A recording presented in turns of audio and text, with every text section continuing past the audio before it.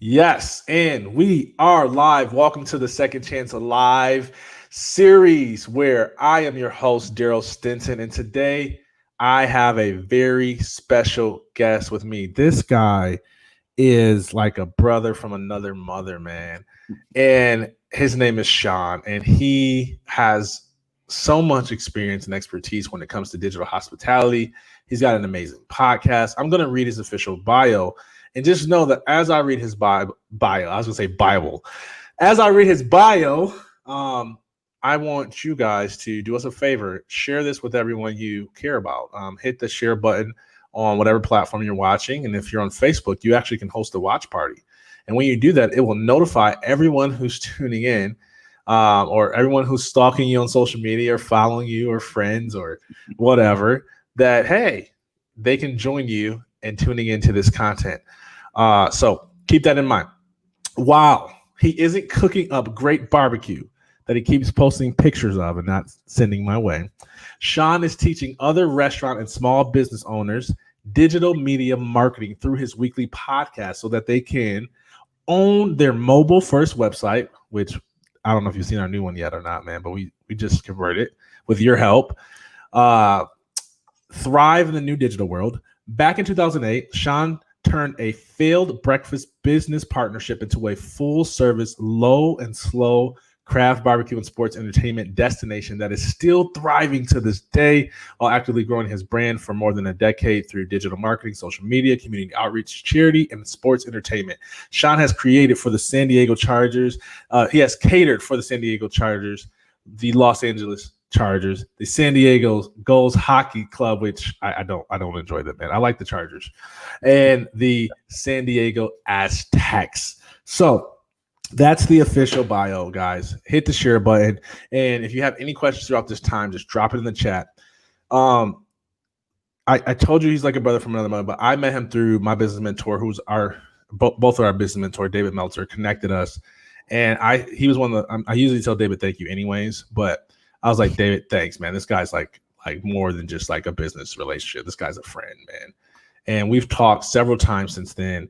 And I've soaked up everything that he's said like a sponge. This guy is an expert when it comes to digital hospitality. And he helped our church on some behind the scenes level really shift and up our hospitality game online. Helped us launch a digital outreach team, which launched 2 weeks ago. And has been in launching phase, help us relaunch our website. So if you go to livechurchatl.com and look at the new website, that's part of that new mobile friendly look and feel and function is because of his expertise. And so I want him to come on to share a story, but also just to talk about this digital age that we live in and why is it so important. The guy has a restaurant that he also uses to produce content from. And I think that's so amazing. And I want him to talk about his why so that we can learn from him. So I'm done talking, Shawn. The floor is yours. Let people know the story. What's your story, man? What's your why? Darryll, you know how much I love you, and you spoke about David Meltzer, who's both our business mentor. But that's the thing that gets me so fired up every single day is that anybody that's listening to this live presentation, anybody that's on Facebook, anybody that consumes this content afterwards, you get a chance to learn about stories. And we're talking about digital storytelling. You and I probably wouldn't know each other if it wasn't for this gift of the internet. Right. The internet that's breaking down so many different barriers for information. Once you're passionate about something, once you're driven and you live a purpose-driven life, you can find other people that are leaders, thought leaders that not only do I help you, but you've helped me in those conversations that we had. And that's the power of finding people that you're connected to. And I couldn't be more fired up to talk to you. I'm so proud of you for your new book, Who Am I After Sports? I've already got my 2 copies.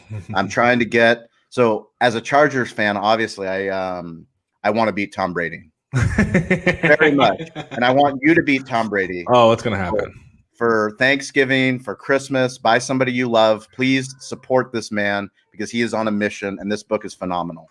Yes. And when we beat Tom Brady, I'm going to throw another celebration and give away more money to charity just to celebrate, man. I love to celebrate by giving. It's just like, I don't know. It's just how I'm wired. It's not because I feel more noble or anything. It's just how I'm wired.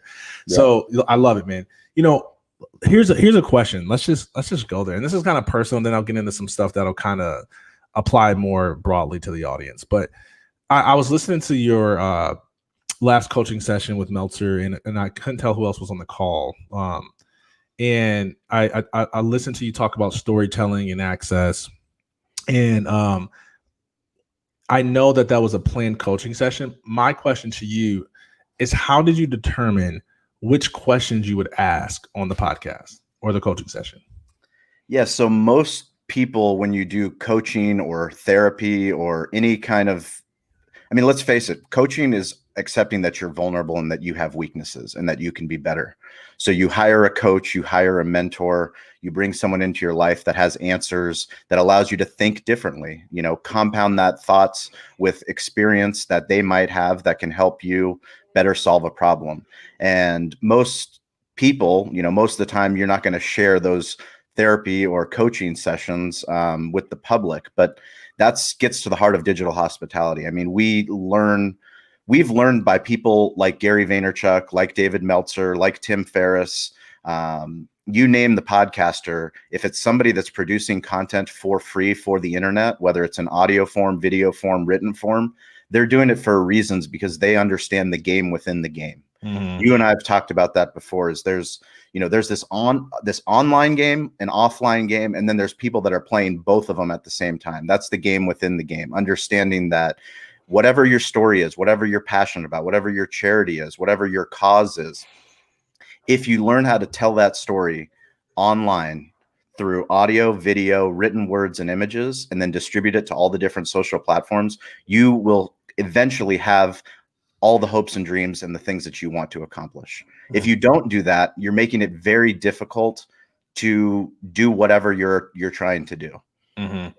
Yeah. And so this one isn't my personal response, but I know that we get this all the time. Is there's this person that's listening that's like, well, that doesn't result in dollars and cents. That doesn't help my bottom line. If anything, it's this big expense. It's social media. It's a young kid's game. Why do I need to be online? How does that help me run a business or an organization? To which the person who runs a barbecue restaurant and still does it says, the answer is easy. It's right here, what I'm holding up. If you have a smartphone, you already have the greatest tool that's ever been created. You have a media production company right in your pocket. So if you don't think that your story matters, if you don't think that what you sell matters, then you probably shouldn't be selling it. But ultimately, at the beginning, you cared about something. You have a purpose. Whenever an entrepreneur jumps off that cliff and they decide to start something, and it could be a charity, it could be, you could want to accomplish building a stadium for your local high school. Unless you have a dream and unless you want to do it, you've got to convince people of that idea. How do you convince people? You have in-person conversations. Now, with the power of the internet and the power of that smartphone, you can have those conversations online and reach other people, other donors that are compelled by your message. And they actually might want to donate to you because of your story, because of how you resonate. And next thing you know, you might have that football stadium that you wanted. For us, we're a barbecue media company. If we can be a barbecue media company, our message is that anybody can be a media company. Mm-hmm. And the act of thinking like a media company, you don't need to have this entire film crew. We have a film crew, Access, Rising Tides Creative. They do an incredible job. But we also teach entrepreneurs, people that run their own business, people that are listening to this call, use your phone. Use that smartphone in your pocket and stop thinking of it as a burden, because what's your wife doing? What's your husband doing? What is your uncle doing? What's your aunt doing? What's your grandparents doing? They're on the phone. They're on the phone. Yeah. If you're not in those categories, you're not going to show up. And I know you have such a powerful message, and the fact that you wrote a book, now you're on Amazon, the largest marketplace in the world. Which, by the way, did you see, might argue, but Ken Walls let me stream on Amazon, and I was like, oh my God, I didn't even know that was a thing. Yep. Did you know? I didn't know you could have a streaming license on Amazon. So now I need to track that in. And so we need our own streaming license, Shawn, so that we can go live and talk about whatever we want to directly to Amazon. You only can talk about Amazon products. So it's like the QVC for Amazon, man. So it was fun. But that's the greatest. That's just what you said. By me buying your book, I bought your book on Amazon. I have an Amazon Prime account, had it forever. My wife buys things on Amazon. But you as an author, I go into Amazon and I see now they have Amazon influencers. So if you take the time to write a review, Amazon will eventually start paying you if you do a good job writing reviews. They're also adding their own video content creation for Amazon influencers. Right now, you have to upload it to desktop instead of to mobile. But eventually, Amazon, they have enough money. They'll figure out how to get it on mobile. So when I get your book, I can do an unboxing video of Who Am I After Sports? And then all of a sudden, that's content. That's searchable content that will be found by Google, that'll help you sell more books, help you achieve your mission, help other authors that want to come on my podcast see, hey, well, when I get your book, I'll make you a video. Why? Because I know it's easy. I can do it with my smartphone. I want to do it. How can I support you more? I can write you a review. I can do an unboxing video. And guess what? If I made that video for Amazon, I use that same video and I can put it on Instagram. I can put it on Twitter. I can put it on Facebook. And then somebody that runs an athletic program that says, wow, I really like what Darryl's message is, they're going to buy $100. And now we're closer to beating Tom Brady. Yes, which we will. And so tell me this, right? Because I'll never forget, and this was this was probably like 4 years ago. I remember listening to Gary Vee on some like online summit. He was giving away his process, how he takes one piece of content and makes, I think it was like 64 pieces of content from one long form piece of content. And I remember like downloading it. I was like, man, I'm getting ready to do this, right? This is it. This is the blueprint to like digital success. And I remember trying to implement that. And dude, I was like, oh my God, there's so many different formats. Like it's not like this one post fits on every platform. Correct. Right. And so like, what do you suggest? Like pick one and become a master at it. Like this create once, publish everywhere, like thing that we know we have to do. Like, how do you do it in the least amount of time? How do you decide where you need to be? So I'm happy you asked the question because I've been thinking about it. Stover, who's our producer for Cali Barbecue Media, we talk about the stuff. We have a digital hospitality leadership meeting every week, and I'm bringing more people into that meeting, people that are like-minded like us, so that we can start to figure out how do we share what we know, what we do best, the same way that David Meltzer does, the same way that Gary Vaynerchuk does. How do we give that content out, not create some, program where they have to spend money? Like, no, you get it for free because this is how we learned how to do it as a barbecue restaurant. If we did it as a barbecue restaurant and we've succeeded and we've, have all these contacts, unbelievable contacts all over the globe, then you can do it. So what we've been talking about is how to simplify it. We get back to audio, video, written word, and images. My suggestion would, number one, figure out how do you tell stories the best. Are you a good speaker? That's good. Are you good on video? Are you a good writer?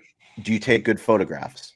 Figure out which one of those you do best first, and then you can find somebody else to supplement that. But if you have that core of, okay, I can talk on a microphone. Now all of a sudden you have a podcast. Now you can add video to that. Now you have a video podcast. That audio that you talk about to another guest will become a blog. If you hire a writer, if you get it transcribed, like all that stuff will come. But it goes back to this analogy that I keep trying to use, and it's helped me because I'm a new dad. I have a 3-year-old son and a 1-year-old daughter, and I call it the playground of life. So like what happens with digital content creation is kind of like how kids, when you go to a playground for the first time, what do you do as a small kid? Like if you learn how to walk, you go and you see all the different equipment. What do you do? Get overwhelmed and you go and you look for mommy and daddy, and then they grab your hand and then they set you on the little thing and you rock, and then you get bored 2 seconds later and then you go to the next thing and you go figure out that the slide's probably the best option. So you go up and down the slide 1 billion times until dad and mom gets tired of it. But once you find your slide, the kid finds the slide and then they get confidence. Like you need to find your slide. You need to find that part of the playground where you're comfortable. Once you find that slide, now you realize, okay, now my daughter, she knows how to use the slide. So when she goes, she sees her brother on a different part of the playground. now she needs to have courage to go to that different part of that playground. Once Mm-hmm. she learns how to do that, the same way my son learned how to do it, the same way other kids learned how to do it, the more that you expose yourself to other parts of the playground, the more you start to appreciate that playground. Yeah, yeah. Guys, this is gold. Like, this is gold, man. And I want you guys to share this with everyone you know right now. If you're just now tuning in, thank you. Interviewing my friend Shawn, who's all about digital hospitality. You see the hat, you see the Cali BBQ Media on his name because he knows what he's doing, and he's used the StreamYard before, so he's figured the hack out.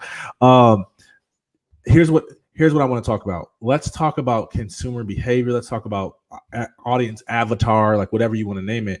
How did you, let's talk about you guys specifically. How did you determine who you were going to reach online? How did you figure out the best way to engage? What content was going to resonate with them? I mean, I think it goes back to who are you as a brand? Who are you as a person? You know, we've always leaned into who am I and who am I as a dad? Who am I as a man? Who do I care about? I mean, we built a sports entertainment destination because that's who I am as a man. Like, if I didn't build a restaurant that had flat screens that I could watch Fight Night and watch NFL Sunday and watch the Masters, like, I'm not going to do it.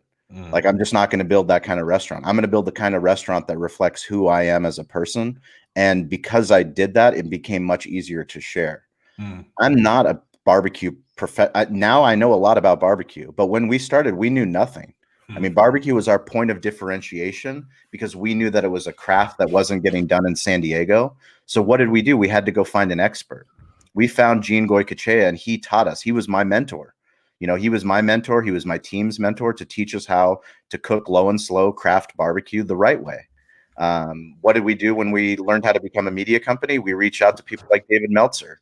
You know, we listen to podcasts, we read books, we form relationships, we ask questions. You know, we talk about stay curious, get involved, ask for help. And that's just, it's that easy. My grandfather taught me that. And he was, you know, he was a medical doctor. He was born in 1919. He passed away in 2008 when we opened the restaurant. But, you know, I never met my father. He was my father figure. And he is what I call the Bulgarian Mamba. He had the Mamba mentality. No joke. I mean, the Mamba mentality, like, this came from a village. He was born in a village, born to be a farmer in 1919, had nothing. And it was only because there was an American by the name of Dr. Haskell that came to that village, and he taught those kids reading. He taught them how to use reading to make better farming decisions. Because of that love of reading, he read every single book in that village. That was curiosity. That was information. We went to another village to go read more books. But now we have access to the internet. Literally in that village in Pordom, Bulgaria, there's a boy there that can get internet access and can get a Harvard education for free. But we spend so much time worrying about all the things that come with, you know, the social dilemma on Netflix about why the internet is bad and why the apps are bad and why we need to limit the behavior. Yeah, there's a lot of things that are negative that can come from negative consumption of the internet and going down the wrong rabbit holes. But what if you focus on the positive ones? Where is that going to take you? This is good. And I love that story. And every time I hear it, man, it's so powerful because I can tell that you carry that energy and that work ethic in what everything that you do. I was thinking about this question when I was preparing for, like, man, what do I want to ask you? And I thought this would be a fun way to ask this next question. So we've got David Meltzer, Sports One Marketing. We've got Gary Vaynerchuk, VaynerMedia. We've got Shawn Walchef and Cali Barbecue Media. Where does one start in the other end? On the other end? Where do you start from the beginning? Like, where does one start in the other end? Like, how do they commingle together? How do you separate the difference between personal brand and organizational brand? That's a good question. I think that's something that is evolving over time. I mean, Gary's gone through his own evolution. David's gone through his own evolution. We've gone through our own evolution. And it's really finding out, you know, who are you and what do you want to be? What is your message? Are you selling books? Are you giving keynote speeches? Are you consulting? Are you building an agency? Are you, you know, using it for charity? What exactly are you doing? Because at the end of the day, what are we really doing? We're learning how to be practitioners. As great as Gary is and as great as David is, the reason why they're great is because they accept that they don't know anything and that the internet changes at an incredible rate. Yeah, that's good. That is the power of both of them. Yeah. It's easy to look at them and go, well, Gary has 9 million followers on Instagram, and look at how many books David sold, and look at how many people care about his message when he goes live, and how many people are tuned in to his Friday coaching calls. Yeah, it's easy to look at that and go, well, okay, what happened? But if you talk to Gary or you talk to David and you go, well, what happened when you started? Nobody gave a shit. People didn't care. They laughed at both of them. The same way they laughed at me, the same way they laughed at my grandfather, the same way they laughed at anybody that's on this call. Like, whatever you care about, it's unfortunate, but the people that love you the most likely they're going to laugh about your digital dreams. That's good. That's good. Did they laugh at you? Did they laugh at you, Darryl? Oh, of course, man. Did they still laugh? Did they still laugh? Oh, yeah. Have you seen some of the photos that I posted, like the one with the bow tie that I got? I mean, that. I've got so many jokes, and I had a guy, and I'm not gonna say his name. Yeah, but so it was he's a brand consultant, right? And I was really trying to figure out like I went to this mastermind that I met Dr. Mosley at. You met him with the Mindset Summit. And he was there when I was like, I've got to launch a podcast. I've got to like leverage my personal brand more. And I see he's tuning in. What's up, Justin? And by the way, join the Mindset Summit. It starts tomorrow, right? Oh yeah. Yeah. So Shawn, you're on there, aren't you? I'm on there. Yeah. On there. This amazing speaker, Darryll Stinson, drops mad knowledge. It's amazing. Yeah. Well, we'll drop some. Casey said, I love that bow tie. Thank you. So no, here's what was said, right? And I don't want to like I gotta tell a story quickly. Like, it's a longer story because we were really talking about this, and I'll just say it. Okay, I'm trying to find the politically correct way to say it, but it's fine. No, that's not who you are. Don't go there. So it's only because it has to do with race, right? And so he's seen this bow tie, and he says, "Man, what are you doing with that bow tie on your picture?" He said, "The first thing that I think of is that, like, who's this Uncle Tom serving a N-word, right?" That was word for word what he said to me. And he's like, and then I was saying the yes man because my podcast is called When I Said Yes, and he's like, oh, you just say yes to all the white people. You're just like a prop and a toy, and like that's how he interpreted it, right? And he just like sliced me all the way up. And this is coming off a mastermind where I was on fire about this brand that I was launching, and I did what everyone should do when they receive feedback, is I listen. And I put myself in the worldview of that person to see where they're coming from. Now, here's why I do it. I do it because although I know that he's on a different frequency and that I'm not going to attract everybody, I also recognize that there's something to learn from every worldview. So I want to extract how that person perceives so that I could, at minimum, at least add a line of content that would help him bridge from one area to the next. He needs to be able to see that every Black person doesn't think that way. Yeah. And so he said I wouldn't be able to reach men. He said I wouldn't be able to reach Black people because I had a bow tie on. Well, Darryll, I mean, you and I've talked on your podcast, and when you came on mine, and you talked about growing up with race and growing up, and that just brings you right back to those same. Yep. I mean, it didn't matter if it was Blacks or whites telling you you aren't who you are, Darryll. Yeah. Who is Darryll? Yeah. How about let's let Darryll decide who Darryll is. Yeah. And that's so important. Okay. You guys are going to get an inside look into our friendship. I have to ask this question, okay? The hardest thing about interviewing your friend is like you got to like stay focused. Like we're on a podcast right now, man. We're podcasting. Oh, yeah. So check this out. What's your thoughts? Here's my opinion, and I just want to know your honest response, dude. So I think not only should every organization like be a media company, right? Yes. But I also believe that every employee should leverage their social media for the good of their brand and the brand of whoever they're working for. What do you think about that? Absolutely. I know that the next generation of the most successful brands, that's what will happen. I mean, it's crazy to me to think that people wake up every single day and they go to work, and whether they're working at home or whether they go off to work, but they chose to work where they're working. You know, no one's, let's assume that nobody's working under, you know, terms where they don't get to the free will to choose where they want to work. But ultimately they're working there, whether they love working there or not.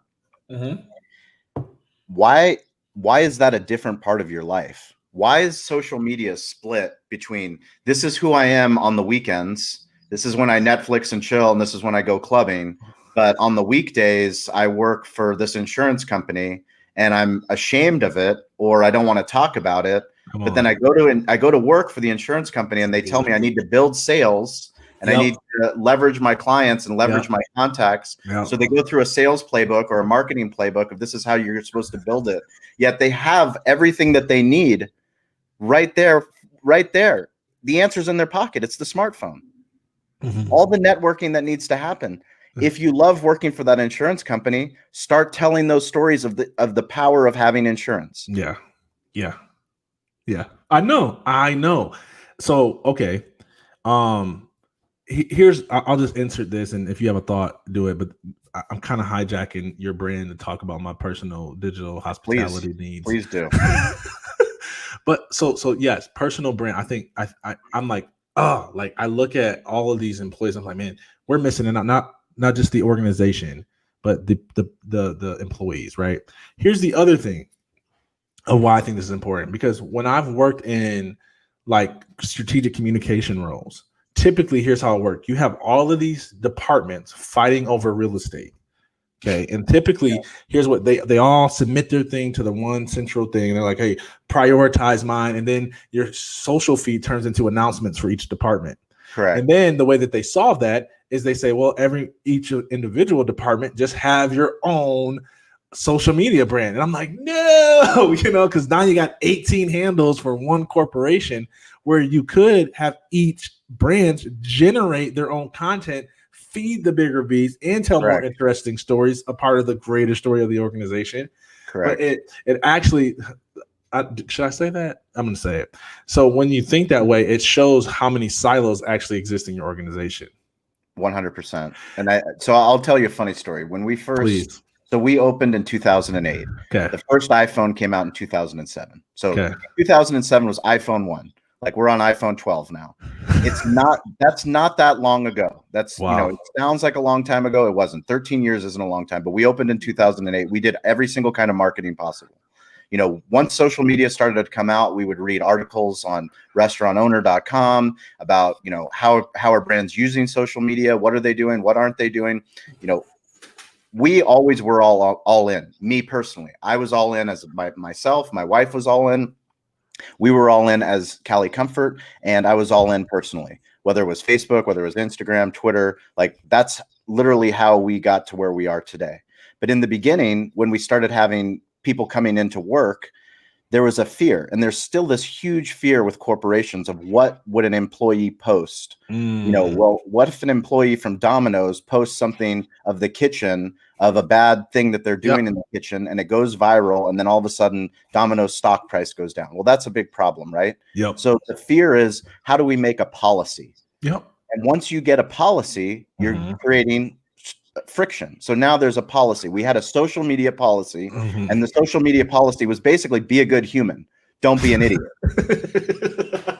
But it was described down, right? It was described. We just said, I know. Make sure you do this, blah, blah, blah. Corporate. Please do not be half naked. Please do not post the trash. Please do not. That was like 2014. And then probably, a year later, we started doing voluntary breakfast clubs is what we called it. So it wasn't a mandatory meeting. You didn't have to come to the employee meeting, but if you could make it, we were going to find time once a month to be better as an organization. And we were going to give motivational content about who you are as a person, why social media is important, why the internet's important. And at that time we said, our social media policy is be social, be on social media. If you are compelled by the content that we're creating, by the work that we're doing in the community, to share what we're doing on Facebook for the local charity, or what we're doing for the Chargers, or what we're doing for the Gulls, or what we're doing for breast cancer, share it.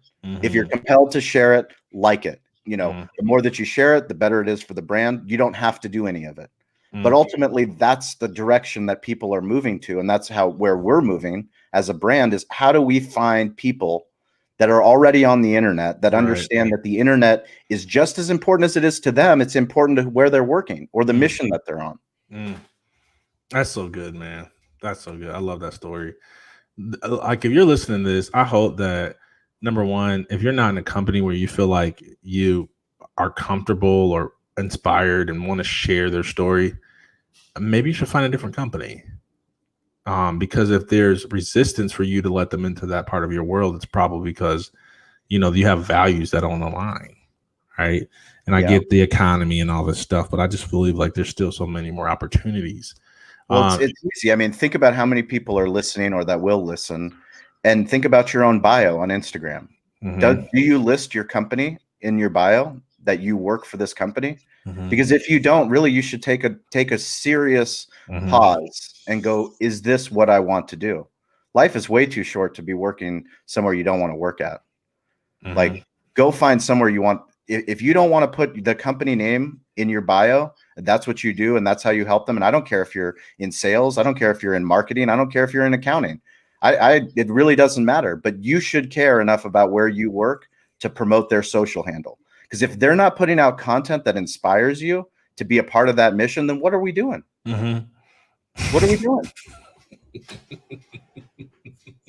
No, I'm with you. I'm just like, it makes, but we know. So part of the reason why do you think there's so much resistance? And I'm gonna be quiet. If someone's listening to this, say like, I know, but they don't. Why don't they? Fear. It's definitely fear. It's fear of being judged. It's fear of people asking them questions that they don't know how to answer or aren't ready to answer. It's just fear of judgment. I mean, that's all it comes down to, because you can't spend that much time at work, whether you're part-time, whether you're full-time, whether you're career, like you can't spend that much time doing something and not be proud of it. I mean, when you go to a dinner party and somebody asks you, what do you brush off the question? You should be proud of what you're doing. You should be compelled by the work that your company is doing, even if it is a paycheck. I mean, there should be some solution in there that makes people's lives better, right? And if not, there's other places you can work for a paycheck. How do you feel about organic versus highly produced content? And I know you talked about using a cell phone, but I know that there's people even now with all the apps that you can download on your cell phone and, make it look better and prettier, that there's still this procrastination that happens because I don't want to produce because I want it to be perfect or polished. What's your response to that? How can someone overcome that barrier, or how do you feel about it? Because obviously when you're showing, it's no different than, kind of your appearance. You don't want it to be blurry. You don't want it to be 720. You don't want your sizes to be off. How do you handle that, man? I mean, we've always built our brand that we would never use stock photos. So stock photos were the enemy of what we were producing, even in 2018. I'm not going to take a picture. I'm not going to steal a picture off the internet or pay for a picture off the internet of a burger that we didn't make in our restaurant. No chance, zero chance. Number two is we want it to be a sexy photo. We want it to be compelling. Well, what does that do? That makes us make better food, plate better food, pick better garnish, like figure out how to do that better, figure out how to take a better photo. But then if that's going to prevent you from posting, that's the problem. The problem is, how you do anything is how you do, like how you do anything is how you do everything. Right. Yep. But speed is the answer to everything. Speed and learning and understanding that if I want something that's highly produced, it's going to take me more time and more money. And if that's going to prevent me from producing, the internet is 24/7. All of those platforms are 24/7. And guess what? Think about our own behavior. Think about your behavior. When you meet somebody and you go, oh, I dig what they're saying. I like their message. You go on their Instagram page. Maybe you, Darryll, you go on their Instagram page. How far down do you scroll?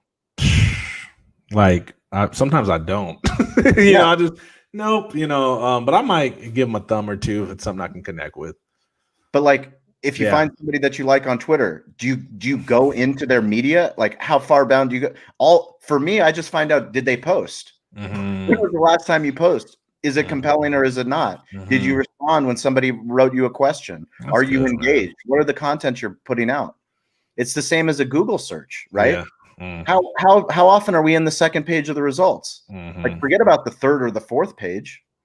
Like, you have to every single day be producing content on all these different platforms of what's relevant and what's new. And if worrying about how overly produced, how sexy does the barbecue look in the back of my head over here? Yeah. Like, if I worried about that, then it would prevent me from publishing. Right. Publishing Right. is the answer. That's why the cell phone wins everything. It is the media production company. That's 4K video. I went to Bulgaria with my wife during coronavirus.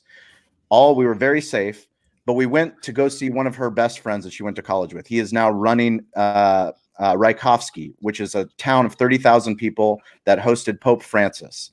So this guy is just doing what you should be doing as a mayor. He's doing so well digitally, posting, new roads on Facebook, that other mayors in Bulgaria and other countries in the Eastern Europe are coming to him, asking him, how are you getting so many people to care about your road project? Wow. We had him on the podcast. Guess what? I didn't bring Rising Tides Creative. As much as I would love to have Brandon and Aaron come out with me to Bulgaria, that's not feasible. What did I bring? I brought my iPhone. I literally brought my iPhone and I propped it up on his coffee table. And me and my wife, we had a conversation for 45 minutes about what he does for his village. That became a podcast, that became a YouTube video, that became an article, that became images, that became an Instagram post, that became a Facebook post, a tweet. That was how you make content creation in 2020 and beyond. But the audio isn't as good as the rest of the audio on your podcast. But you have listeners. But you've had David Meltzer on, and you've had some other top entrepreneurs and leaders on. Why would you sit there and give such a low quality experience compared to a high quality experience? And won't you lose listeners? Won't you lose followers? No, you will not. You will not, because if it all comes down to frequency, and that's why I love Meltzer, is he breaks it down to something that's understandable. And frequency that's essentially, what's your voice? Yeah. Who are you? If that's who you are, if you're trying to be something you're not, it's going to take you forever to produce content because it's not who you are. Be who you are. Go live. Don't go live. Post video. Post audio. Post whatever content compels you. Post it, but keep posting. Figure out what works, figure out what doesn't. But ultimately, at the end of the day, if it's going to prevent you from posting, that's a problem. Yeah. And you need to get over that. Yeah. So y'all, me and Shawn could talk all day, but I want you guys to go devour all of his content, because he talks this thing, and don't just listen to what he says, watch what he does, because he lives it. And I love it. Here's the last question I want to ask you. One of the things that when I first, took notice of you when you were having me as a guest on your podcast is how diverse, not from an ethnicity, but from a content perspective, your podcast was. Like, you had people from all different types of industries and expertise. And my original thought was this, like, how do you manage bringing it back to the brand and not confusing your audience?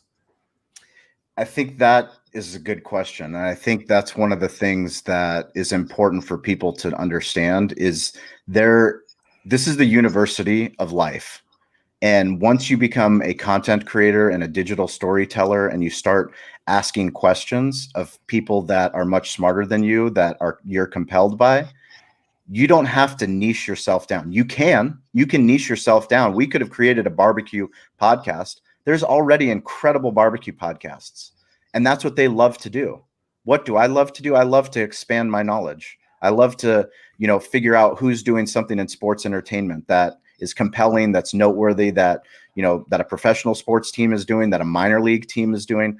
What are they doing in media? What are they doing with the local news station, on local radio?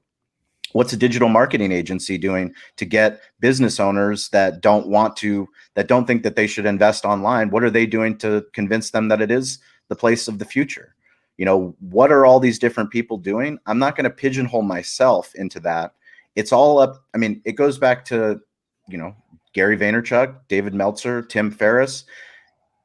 It's up to you. You're the content creator. You're the heartbeat of the brand. What is going to drive you every single day? All I think about when I'm waking up in the morning, when I'm going to sleep at night, is how can I better help people tell their story digitally? If that's going to be through getting a better guest on, then I'm going to go chase that guest. And it doesn't matter what bucket they lie in.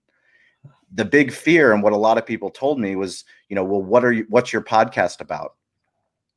Our podcast essentially is the university of my life. I'm literally working on the thesis for my book by asking all these different people that come into my life that I'm compelled by, that I say, I want to learn more from them. I want to ask them questions that's going to help me tell the story to my audience better, to help them. Because if I can do it in Spring Valley, East County, San Diego, from 2008 to where we are now in 2020, to start expanding our brand, opening up more ghost kitchens, doing all kinds of incredible things, then I know it doesn't matter where you are in the world or what you're selling, you can do it too. So good. So good. Shawn, thank you so much. Make sure you guys head over to calibbq.media. I lied to you. It was not the last question. This actually is. What is next in the digital hospitality world? I know Gary Vee talks a lot about voice. What's your thoughts? Next in the digital hospitality world? I think a lot of it has to do with what you mentioned, which is understanding that the CEO, the founders of the companies, they need to start, number one, developing their own personal brand, understanding that every single brand needs to have a podcast, needs to have video content, audio content.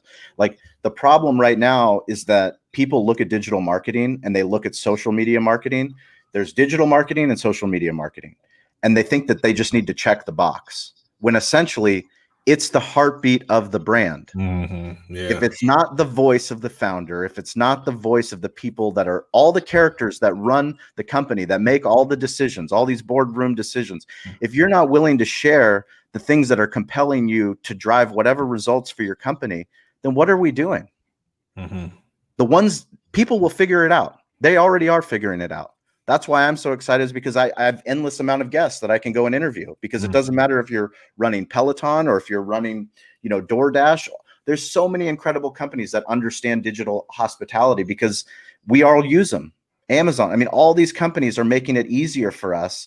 There's a fear that people have, but ultimately the best part is the smaller the company, and if you're one person, you have no one to answer to.